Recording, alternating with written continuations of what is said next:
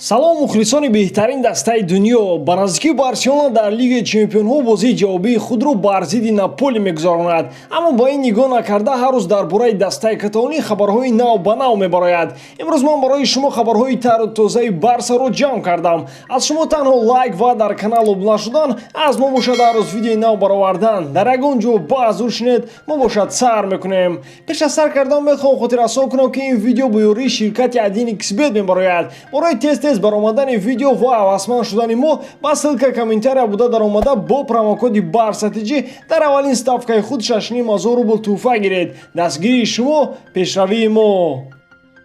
собиқ сармураббии Тоттенхем МАУРИСИО ПОЧЕТИНО метавонад карьераи худро дар Испания идома бидиҳад. Чихеле ки Daily Mail хабар медиҳад, агар Кике Сетиен равад, Барселона Почетиноро ба даста даъват мекунад. Президенти дастаи каталонӣ Жозе Бартомео бо мутахассиси Аргентина муносибати хуб дорад. Агар Барселона дар Лигаи Чемпионҳо қаҳрамон нашавад, Сетиен аз вазифааш сабукдӯш мегардад. Ба ҳамагон маълум аст, ки соли 2021 дар Барселона интихоботи президентӣ гузаронида мешавад ва шояд дар сурати рафтани Бартомео сармураббии дастани соли оянда тимро тарк намояд. Қаблан Почетино дар Испаньол кор мекард ва пешниҳоди омадан ба Барселонаро рад кард. Аммо ин мавсим бошад Испаньол дар сегунда бозӣ мекунад ва дастаҳо дар Ла Лига бо ҳам во намехӯранд. Испаньол ки дар Барселона ҷойгир аст, рақиби Барселона маҳсуб меёбад ва ин дастаи охирини Почетино дар карьераи футболбозиаш буд. Ӯ аз соли 2009 то 2012 дар ин даста ба ҳайси сармураббӣ фаъолият кардааст. Ёдовар мешавам, ки соли 2018 Почетино гуфта буд, ки хубтараш дар як фермаи аргентинӣ кор мекунад,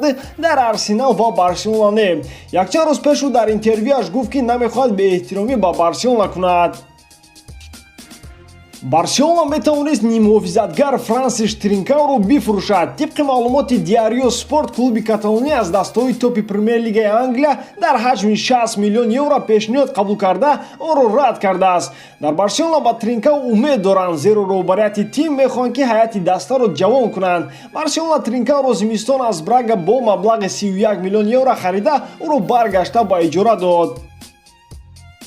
Дар суҳбати худ бо хадамоти матбуотии Барселона, Климан Лангле оиди бозии Барселона Наполи чунин гуфт: Наполи дастае аст, ки онро мағлуб кардан бисёр мушкил аст. Бозии аввал бо ҳисоби 1-1 ба анҷом расид. Мо каме бартарӣ дорем, аммо ин чиз он қадар маълум набуда ба мо кӯмак намерасонад. Барои ба Португалия рафтан мо бояд бар муқобили Наполи бозии хубро доир кунем. Мехоҳем дар Лигаи Чемпионҳо муддати зиёд монем. Ёдовар мешавам, ки агар Барселона Наполиро мағлуб кунад, бо ғолиби ҷуфти Бавария Челси дар даври якчорниҳоӣ бозӣ хоҳад кард. Бозии якуми Бавария Челси бо ҳисоби 3-0 ба фоидаи Бавария хатм гардид. Барселона намехоҳад, ки Ансу Мане Фатиро ҷавоб бидиҳад ва кӯшиш мекунад, ки ӯро аз рафтан ба дигар тимҳо нигоҳ дорад. Дар охири соли 2019 каталониҳо шартномаро бо футболбози 17 сол то охири мавсими 2021-22 тамдид карданд ва нархи ӯро ба 170 миллион евро баробар намуданд. Акнун Барселона мехоҳад, ки маоши Фатиро ба мисли бозингарони ҳайати асосӣ баланд кунанд ва нархи ӯро 400 миллион евро намоянд. Дар Барселона чунин фикр доранд, ки дар ин ҳолати вазнини иқтисодӣ ягон даста наметавонад, ки ин маблағро пардохт кунад. Каталониё мехоҳанд ҳарчи зудтар шартномаро бо Фати тамдид намоянд. Қаблан хабар дода мешуд, ки Манчестер Юнайтед барои харидории Фати сараввал 100 миллион ва баъдан 150 миллион евро пешниҳод кардаанд. Дар мавсими ба анҷом расидаи Ла Лига Фати дар 24 бозӣ 7 гол задааст. Каталониҳо қабл аз бозӣ бо Наполи бо мушкилиҳои ҷиддии кадрӣ рӯбарӯ ҳастанд. Диарио Спорт хабар медиҳад, ки Сетиен нақша дорад, ки схемаи 3-5-2-ро дар бозӣ бо Наполи истифода барад. Дар ин расм бубинед, Нелсон Семейдо ҳамчун ҳимоятгари севим истифода мешавад. Роберто ва Алба дар канорҳо, Рики Пуч, Иван Ракитич ва Френки де Йонг нимуҳофизатгаранд, чунки Артуро Видал ва Серхио Бускетс бо сабаби дисквалификатсия иштирок намекунанд.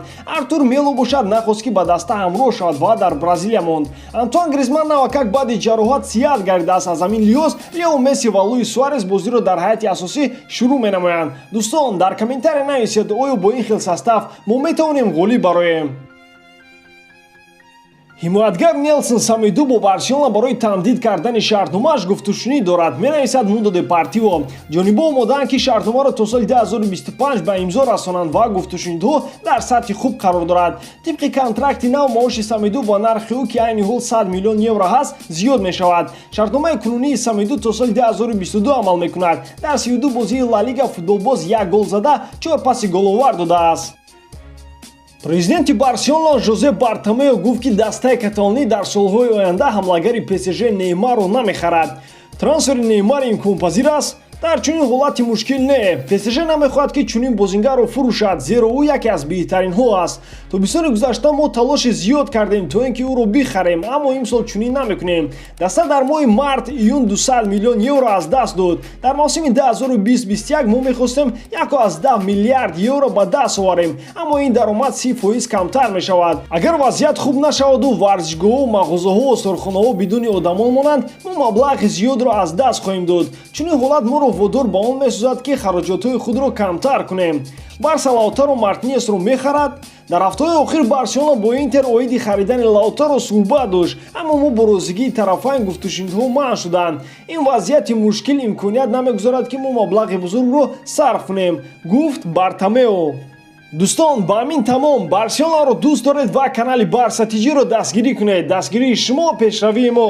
бо шумо буд Муҳаммад Гаиров. хай дар паноҳи Аллоҳ.